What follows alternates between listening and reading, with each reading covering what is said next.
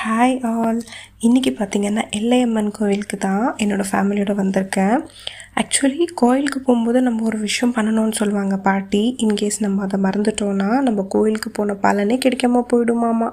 அது என்னன்னு நான் உங்களுக்கு சொல்கிறவாங்க லாஸ்ட்டில். ஸோ இன்றைக்கி போன கோயில் பார்த்திங்கன்னா வெள்ளூர் டிஸ்ட்ரிக்ட்லேருந்து ஒரு 25 கிலோமீட்டர்ஸ் தள்ளி போனீங்கன்னா வெட்டுவானம் எல்லையம்மன் கோவில்னு சொன்னால் எல்லாருக்கும் தெரியும். ரொம்ப பழமையான கோவில், ரொம்ப சக்தி வாய்ந்த அம்மன் கோவில் தான் இது. அங்கே தான் வந்திருக்கோம் ஃபேமிலியோட.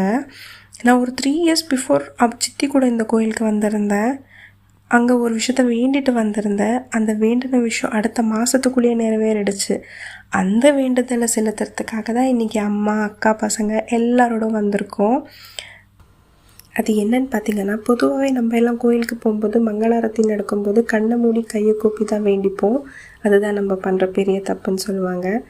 ஏன்னு பார்த்திங்கன்னா, மங்களாரத்தி பண்ணும்போது அந்த கற்பூர வெளிச்சத்தில், ஐயர் சொல்லும் மந்திரத்தில், அந்த மணி சத்தத்தில் ஒரு டிவைன் எனர்ஜி க்ரியேட் ஆகும்.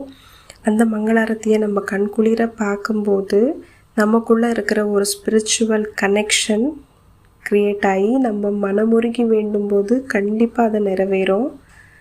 அதே மாதிரி தான் நானும் அம்மனோட மங்களாரத்தியை கண்குளிர பார்த்து நம்ம எல்லாருக்கும் சேர்த்து வேண்டிட்டு வந்திருக்கேன்.